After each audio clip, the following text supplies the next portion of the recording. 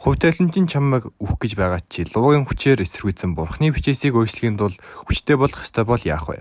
Өнөөдрийн ярих манхаа бол The Dragon's Guide to Defying Death гэдэг манхаа юм.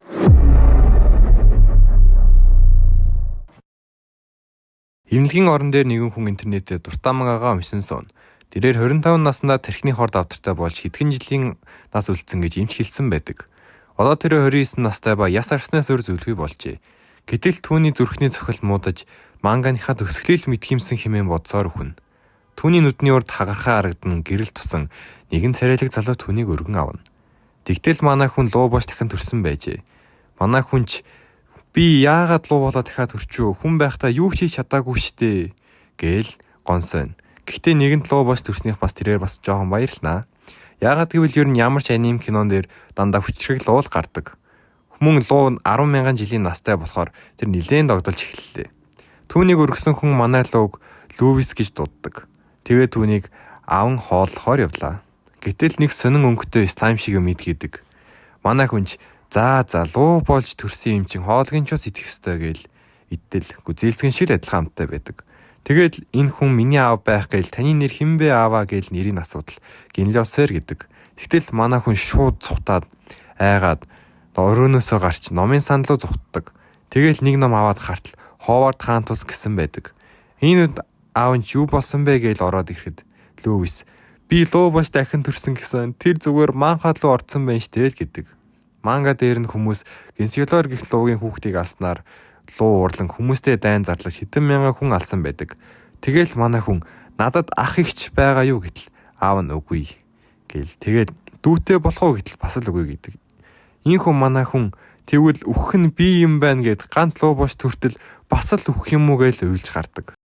Тэгэл манай хүн ингэж үхэх гэж болохгүй гэд ном аван жоохон судалгаа хийн. Манай хүний өөхөх он 3589 он байдаг. Одооноос 499 жилийн дараа тэгэл манай хүн тайвширч болоогүй байна гэж санаа амардаг. Тэгэл хоолоо идэхээр аавлгаа ичдэг. Хоолоо идэж байтал түүний хоол руу нэгэн хорхоо нисэн ортол аав нь шууд л хоолын төхөд асгачдаг. Аав нь тэгээд ашгүй аврагдлаа гэдэг. Манай хүнч гайхаад юу вэ гэтэл тэр хорхоо нь үхлийн ортой байдаг. Лүвис за ашгүй аврагдлаа гэд дараа ном уншин явж байтал түүний ардаас нэгэн өмсгөл сүхээр ардаас налахаар дайрдаг. Лүвис цочоод хартал ашгүй аав нэрж авардаг. Манай хүнч хоёр туудаагаа үхэх төглөөгээд айдаг. Түүний дараа манай хүн гадаа өмнө харж байгаагүй зүйлсээ хааж тоглож байтал гинт тэнгэр дууш түүний нэг биш, хоёр биш бүр 3 удаа дараалал зэгтхэн зөгчдөг. Лүвис намайг зөвөр үхэх гээд байна гэд яаж 500 жил үхэхгүй байх вэ гэж бодоод намайг надад хамгаалах ямар нэгэн зүйл хэрэгтэй гэдэг. Аавлгаа очин Лүвис намайг хамгаалж чадах зүйл байна уу гэтэл аав нь байгаа л да. Гэтэ тэхийн тулд чи хүч чадлаа нэг хэрэгтэй. Чи арай жоохон байна гин. Тэгтэл манай хүн үгүй би одоо сумаар байна гин. Түүнд аав нь тэгвэл эхлээд нэг газар очих хэрэгтэй гэдэг. Тийш очихын тулд тэнгэр өөд ниснэ гэд аав нь луу төрхөндөө орно. Лүвисийг аав нь ниснэ. Тэгэл ниссээр сансарт гарч нэгэн цанхаан цагаанх дээр ирдэг. Тэгээд аав нь орцгой гэд ортол түүний өмнө 13 хөвчин луу байдаг. Тэгээд 13 лууны толгойлогч чи ирлээ гэн. Түүний хажууд нэгэн цэнхэр луу байх ба тэр нь манай хүний өвөө нь байдаг. Тэгэл бусад луу нар арай эрт биш үү гэж хэлтэл өвөө лөө над чиг хурдан суралцдаг байх гээл жоон тоглоом инээ бас. Тэгээд толгойлогч луу түнд голтоо зогс гээд бүх луу өөрсдийн хүч чадлаа гаргаж ирнэ. Ийгүү хүч чадлууд нь лууг өөртөө сонгож эхэлнэ. Цаг хугацаа, хүч, огторгой сонгоод бүх луу гайхаж түүхэнд 3 хүч чадалтай луу 2 л байсан. Энэ луу шин түүх бүтээх нь гэхэд төмрийн хүч чадал мөн Лүвисийг сонгодог. Ингээд манай хүн 4 хүчтэй болж бүх луунаар гайхаж аав нь ч бүр хэлэх үггүй болсон байдаг. Үүний дараа Лүвис гэртээ очиод суралцж эхэлнэ. Түүнд 2 суралцах зүйл байдаг ба эхнийх нь авсан хүч чадлаа гадагшаа биеэсээ гаргах бол нөгөөх нь дотроо өрнтүүлж биеийн хүчээ ихсгэх байдаг. Тэгээд Лүвис зүгээр хоёулын зэрэг сурыг гэж сурахаар болно. Энэ үед аав нь түүнд шидийн хоол авчиран үүнд нь ус, газар, салхи, аянгын хүчийг агуулсан юмнууд байдаг. Гэтэ эднээс энгийн хүн идэх юм бол шидийн хүчин тэсэлгүй хөхт юм байлээ. Гэтэ Лүвисийн луугийн зүрх нь энэ шидийн хүчийг нь өдөрт аюулгүй болгочдөг. Тиймээс л иймэрхүү шидийн хүчтэй хоол их идэх хэрэгтэй гэд Лүвис иддэг. Даанч идэж байхдаа манай хүн нойрон хүрээд унтаад өгдөг. Лүвис утгагүй сэрээд юм идэхээр явна. Цайгаа ууж байтал Лүвис дахиад унтна. Тэгэл манай хүн би яагаад унтаад байна гэд аваасаа асуудал. Луун амьдралынхаа хугацаанд 2 удаа урт хугацаагаар унтдаг. Тэгээд эхний унтлахын мөчлөг нь болсон гэд манай хүн хэдэн жил унтахын гэтэл 100 жил гэдэг манай хүн бүр шок нэрээ. Саяхан л өөх гэж байсан штэ 100 жил унтаж байхад намайг алчуул яана гэд санаа зовдөг. Тэгээ шууд хүчээ сурч эхлэх юм байна гэж ном уншиж эхэлнэ. Юу ч идэлгүй унтахчгүй унссаар тэгээд уншиж байтал зөөрмөглээд өөргөө зөхөд сэрээгээд дахиад зөөрмөглөнө. Нэг мэдсэн аав нь түүнийг сэрээдэг. Тэгээд л манай хүн би жоохон зөөрмөглсөн унтаагүй гэтэл аав нь түнд 100 насны төрсөн өдрийн мэд гэдэг. Лүүс дахиад шок. Энэ 100 жилийн хугацаанд Лүүс өөхөх маш олон удаа төгсөн байдаг. Аав нь 100 жилийн турш сэрүүн байж өөрийн хүчээр эргэлэн Лүүсийг хамгаалдаг. Тэгээд л бурхад хүртэл Лүүсийг устгах гэж байгаа юм байх таа гэд юу ч болсон хүүгээ би хамгаална гэж хэлдэг. Ийхүү Лүүс сэрж өөрийгөө төлөнд харж өөрчлөлт орж өг гэтэл өөрчлөгдөөгүй байдаг. Тэгээд л за 100 жил амьдэрсэн л болоо доо гэдэг. Гэтэл нэг нь модны дор цагаан хүстэй хүү сэлмээр бэлтгэл хийн. Түүнийг араас нь Лүүс эзэнтэй гэж дууддаг. Тэгэхээр ер нь манай Лүүсийн хүн төрх нь энэ хүн болж байгаа юм байна лээ. Тэгэл түүнийг дуудан альчуур өгсөн хүн түүний туслах Фин гэдэг дагин байдаг. Аав нь түн төрсөн өдрийнх нь бэлгээр түн дагин өгдөг. Лүүс эхлэл харчаад би одоо чамаар тоглох юм уу? Надад ийм хэрэггүй гэл аавдаа хэлдэг. Тэгсэн харин анхны луу хүртэл дагинтай байсан гэдгийг сонсчоод манай хүн Финийг зөвшөөрөөд өөрийнхөө туслахаа болгодог. Фин нь өөрийн гэсэн мөн чадвартай. Тэр нь юу гэж дотор нь хийж болдог тийм шидийн нүх байдаг. Тэгэд Фин скиллээсээ ном тэгээд идэх зүйлс гаргаж ирээд Лүүст өгдөг. Гэтэл гинт тэнгэр дуугарч аянга шууд Лүүс рүү иртэл манай хүн гарандах бугуйчаараа шингээгээд авчдаг. Энэ бугуйчин шидийн чулуу ба хоосон үед аянга шингээж авдаг. Тэгтэл дахиад нэг удаа аянга иртэл манай хүн өөрийн чадвараа ашиглан хамгаалалт үүсгээд хамгаалдаг. Тэгсэн Фин харчаад ийм чадварыг ийм бага насн дээрээ сураад гээд гайхдаг. Уул нь манай хүн 200 настай штэ. Бичлээж дуусчаад цайгаа ууж байтал аав нь түнд өвөө нь ажиллагаа байсан оронд нь би ажиллана гэдэг. Лүүсийн аав 4000 жилийн настайч 8000 жилийн настай луу шиг хүч чадалтай тиймээс ажиллахаар болдог. Тэгээд Лүүс би гэхдээ 100000 жилийн дараа ирнэ гэд харилцааны бөмбөлөг өгөөд энэ намайг цамхаг дээр байхад холбогдохгүйч ойртол холбогдно гэж явдаг. Тэгээд Лүүс ганцаараа 100000 жил бэлтгэн гээл баярлдагч нэг хоёр цагаан өстэй ихэр ороод ирдэг. Аав нь Лүүс түүний хоёр хамаатан өмнө танилцуулаад хамт байлгахаар болсон байдаг. Тэгэхдээ хоёр ихэр хамт бэлтгэл хийнгээд сэлэм мөртл авчирсан байна. Тэгээд Лүүс тэр сэлмийн шүүрч аваад хаанаас авсангийн асуудал хоёр ихэр аавынхаа агуулгаас сулгаалцсан гэдэг. Манай хүн сэлмний ард байх шидийн чулууг хараад Финээс асуудал. Фин жоохон асуудлаас болоод ажиллахаагүй болсон байна гэдэг. Лүүс шууд тэгвэл засаад ашиглая гин. Хэсэг хугацаанд цасан суудаг. Тэгээ амжилттай засаад сэлмээ ашиглалтал нэгэн ханахын нөх үсэж манай хэдийг сорж аваад нэгэн мөстэй газар шилжүүлчихдэг. Тэгтэл сэлмний өөр нэг хөлбөр тэр газарт байдаг. Лүүс ашиглахаас өмнө боддог байжгээд ямартай ч гарах гарцаа олъё гэд тэд явдаг. Явсаар нэгэн мөсөн ханд тулж ирэхэд Лүүс хүч чадлын хүчтэй ашиглан ханыг нураахад цас орж ирэн нэгэн өндөр мөсөн уул харагдана. Тэд баруун фанк буюу өвлийн нутагт ирсэн байдаг. Энэхүү ертөнцид 4 арал байдаг ба хавар 100 намар өвөлгээд 4 уур амьсгалтай арлууд байдаг. Харин Лүүгийн гэр нь хаврын аралт буюу өвлийн арлын яг эсрэг зүгт байдаг. Лүүч яаж харих вэ? Зүүн далайг хатлах уу гэтэл Фин боломжгүй. Тэр далаагаар насны өрсөн луунар хүртэл явдаггүй. Учир нь маш олон мангас мөн уур амьсгалаас болоод хинч явдаггүй гэдэг. Тэгвэл буцаад хэр удах вэ гэтэл 10 жил гэдэг. Лүүч хурдан явбал аавыг ирэхээс өмнө харих юм байна гэд хоёр ихэрт тэгэхээр би тэгээд том асуудалд орсон. Харихын тулд 10 жил шаардна гэтэл. Ихрийн нэг нь 10 жилийн дотор харихгүй бол яах юм гэтэл. Аав намайг байхгүйг мэдээд бүхэл твэж таана. Мөнт 200 жил оолох уу гэдэг. Тэгсэн ихрүү шууд л орилж эхэлдэг. Тэгээд тэгвэл нисээд явах уу гэхэд лүү бид хүмүүсийг атлахгүй бол болохгүй. Хүмүүс биднийг харуул хулгаалаад авчна гэдэг. Тэтгэд замдаа гарах гэж байтал тэнгэр дуурч аянга цахихад лүү гонсонгүй. Лүүч гайхаад эргээд хартал цасан орон ирж байдаг. Тэд зугтаж баригдахын даваан дээр лүү хүчээ ашиглан хамгаалж чаддаг. Хоёр хэрч бодсон өнгөд цастлуу шумбан тоглоно. Лүү босоод тоглоо бойлгээд дээр нүсэртэл доошоо гинт мөсөн хоолоогоор унцдаг. Мөсөн олохоор гулгаж явсаар ирмэг дээр нэрн доош унахад хоёр ихэр луу төрхөндөө орон лүүийг авардаг. Тэгээд тэд доошоо буун хартал тэдний урд асар том магуйн доторх барилга байдаг. Ийхүү тэд босон ардал тэдний өдөөс өсөн зэргүүд ирж байдаг. Лүүс тэднийг хараад байгаа газар нь хааны бунхан гэдгийг олж мэдэж авдаг. Цэргүүч тэднэр луу дайгаад ихрүү зевсгээ гараан дайрч Лүүс чидээ ашиглан туслан 3 лууд бол юу байх вэ хэдхэн цэрэг нүд ирмхийн зурл ялна. Тэгэл хөрвүүлэн хөнгөлөөр явсан нэгэн хаалга дээр ирэхэд тэдний урд дахин цэргүүд гарч ирдэг. Юухан байх вэ? Ялаал хаалгыг нээн ордог. Асар их хаалт үнэл идлүүд байдаг. Хоёр ихэрч алтаар тоглож байх үеэр Лүүс явн хааны бунхныг олдог. Бунхны бичээс дээр сайн муу талууд хоорондоо тулдаж луугийн хүчийг ашиглан бусад үндэснүүдийг нэгтгэн мууг устгасан тухай өгүүлнэ. Лүүс унш дуусчаад хартал нэгэн эртний шидийн ном байдаг. Лүүсч баярлан авахд бунхан хагарч хаан сэрэг нүдэ нээдэг. Хоёр ихэр Лүүс гайхан зогсон тэгтэл хаан сэлмээ суглан шуналтаа авцсан юмсыг алах хэрэгтэй гэдээ ярихад Хоёр ихэр айн хөдөлж чадахгүй болсон байдаг. Лүүс харин ийм газар хөх ёсгүйгээд хүчээ нэгтгэн дайрхан хааныг онсон ч хааны дайрал зогсдгүй. Газар оогдож Фин эзэнтэй хэмээн орилно. Тэгтэл Лүүс амьд байдаг. Хаан сүүлийн мөчөд чиглэлээ өчлөн агуун дээврийг онсон байдаг. Тэгээд Лүүст залуу луунар минь зүхтгээд өөрөө бутран ундаг. Лүүс ч хоёр ихрийг дагуулна дууд өрхөндөө орон нисэн агуугаас гарна. Хоёр ихэр ч айсандаа уйлахад Лүүс хоол өгж тэд бөндөө амран унтдаг. Өглөө болж тэд өргөжлүүлэн аялдаа явна. Тэгтэл нэг холгүй хар утаа гарч байхыг хараад тэд очтол нэгэнд олсон шатаж байдаг. Тэд ч очиод амьд хүн байна уу гэж шалгатал бүгд өгсөн байлаа. Гэтэл морины дуу сонсогдсон эргэж харахад цэргүүд ирж хөсөг тэргээс өвлөн нутгийн хаан хатаа хоёр бууж ирнэ. Хоорондоо ярилцж байтал хоёр ихэр дуу гаргаад цэргүүд нанаасаа гарч иргэн. Лүүс ч яхав гэж бодож байтал хаан сэлмээ гаргаж ирэн. Дайран байшингийн ард 3 хүүхэд байхыг хараад гайхтал тэд хэд шууд л уйлан гүйжчихдэг. Тэгээд бид хэд л үлдсэн өөр хинч байхгүй хэд хаан хатан хоёр тэр гурвыг аван явдаг. Лүүс тэр хэд цанхаг тусанд орж хоод идэж байх зур Фин хэдний араас нисэн очиж байдаг. Тэгээд Лүүс ягаад биднэрт ингэж сайхан хандаад байна гэтэл үнэндээ хаан хатан хоёр хүүхдээ алдсан юм байна лээ. Тэгээд тэднийг өргөж авах тухай ярьж байдаг. Энэ үеэр ч Фин ирж Лүүс түнд юу болсон талаар хэлнэ. Фин сонсчод тэгвэл эдний хүүхдээ болгоё гэдэг. Лүүс тэгцгээгээл тэд төлөвлөгөөндөө орно. Нэгэн ном гаргаж ирж Лүүс хайрын усмал найруулж Фин гал туганд нууцаар орон айрын усмлаа хүнсэн дээр нь насган үүнийг хаан хатан хоёр идээд хүүхдээ болчдаг. Өглөө нь болж хатан босон явж байхад үйлчлэгч нь хүүхэд алга болчлоо хэмээн тэр аваар нэг хайж байдаг. Тэгээд нэгэн захиаг болж уншихад биднийг харж хандсанд баярлалаа. Шинэ амьдрал чинь амжилт хүсье гэсэн байдаг. Хаан хатанч тэд хүүхэдтэй болсондоо мэдээд баярлдаг. Лүүс тэргэж үйлдвэрлэн аялж байтал 3 дээрэмжин гарч ирээд биднийг дагаад яв гэдэг.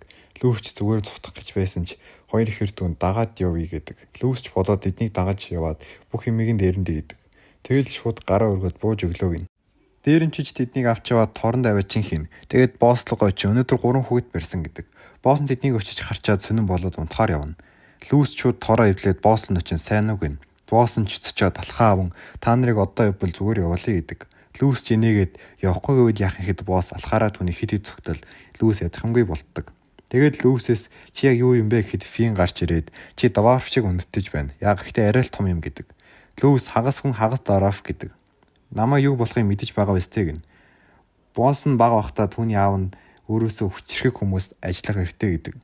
Босс ч тэрний үеийн гэхэд аав нь луунар хэмээн хэлдэг. Даваарфууд нь луунарт бүхэл овгоороо ажиллах үртэй юм байна лээ. Тэгээд Лүүс ч чи надад 10 жил ажиллахад л болно гэж хэлдэг. Манай боссын нэрийг Павло гэдэг ба Павло уул нь их жижигхэн байсан. Харин өсөлтийн жимс гэдэг зүйл идэд ийм том болцсон байдаг. Лүүс сонсчоод энэ мөн үү хэмээн жимс өсөлтөл мөн гэдэг. Лүүс ч баярлаа тэгвэл энэ жимсийг олж авъя гэдэг. Тэд нэгэн хавцал дээр зогсон доор нь байх оркийн бүлгийг хардаг. Тэгэл тэд шууд дайрч ороод оркуудыг алж бүхлээр нь устгадаг. Энэ үед оркуудын аглагч гарч ирж Лүүсүүд байхад дайралтыг хаагаад нэг л цогтолтоор буулган авна. Тэгээд нэгэн жижиг нөхлөө орон өсөлтийн жимсээ авах гэтэл гүйцэд болоогүй жижигхэн байдаг. Тэгээд Лүүс босож гарч ирээд хүчээ ашиглан хамгаалалт үүсгээд жимсийг хамгаалах хүмүүс хэрэгтэй гэдэг. Үүний дараа дээрэмчдийг дуудаад танаа бүлэглэл тарсан гэхэд дээрэмчид уурдаад юу яриад гэхэд Лүүс хоёр ихрийг дуудаад бүгднгийн зодулцдаг. Лүүс эдгэрийг бэлдэж эхлээд 6-7 хоногийн турш бэлдэж нөгөө хачин дээрэмчид булчинтай болцсон. Жагсан зогсож байдаг. Тэгтэл тэдний урд нэгэн бурхан гарч ирээд та нар дайны бурхан Карлсоор сонгогдлоо гэдэг. Дээрэмчиж гайхаад юу вэ гэтэл дотор нь Лүүс хоёр ихэр хүчээ ашиглан хий үзэгдэл бүтээж байдаг. Дээрэмч дайны бурхан сонгогдлоо гэж баярлаж байхад бурхан энэ миний танахт өгд бэлд зуус гээд нэгэн мод гаргаж ирж мөн бэлтгэлийн агуу үсгдэг. Тэгээд нөгөө дээрэмч чинь бүр мөсөн итгээл модыг хамгаалахаар болдог. Үүний дараа Лүүс тэр эзэж аяллаа үргэлжлүүлнэ. Тэд хөсөг дээр суугаад намрын ардал руу заваар явах гээд Хагаан гих боомт руу явхаар болдог. Тийшээгээ 1 жил явна гэхэд Лүүс арай удаан юм гэхэд Павло энэд амьдардаг луунараас тусан жууж болохгүй мүү гэдэг. Лүүс энэ ич мэдэх луу байхгүй болохоор боломжгүй гэдэг. Тэгтэл Павло би хідэн луугийн домон биднэ гэж тэтгэд луу хайгаар явхаар болно. Оройч бууж тэд суун юм мэдэж Павло юм хэлнэ. 20 жилийн өмнө нэгэн тосгонд маш өвчтэй архил сонсогдсон. Тэгээд л түүний араас явсан цэргүүд орц сургахгүй алга болсон гэж сонссон гэдэг. Лүүс ч хэрвээ тэр луу биш бол том асуудалд орондоо гэж бодож байх үед тэдний араас нэгэн хүн ирдэг. Тэнд хэн байна гэхэд нэг шардуу өстэй залуу гарч ирэн өөрийгөө Жакоб гэдэг. Тэгээд л түр дулаацаж болох уу гэтэл Павло хүүхдүүдтэй байж байна үгүй гин.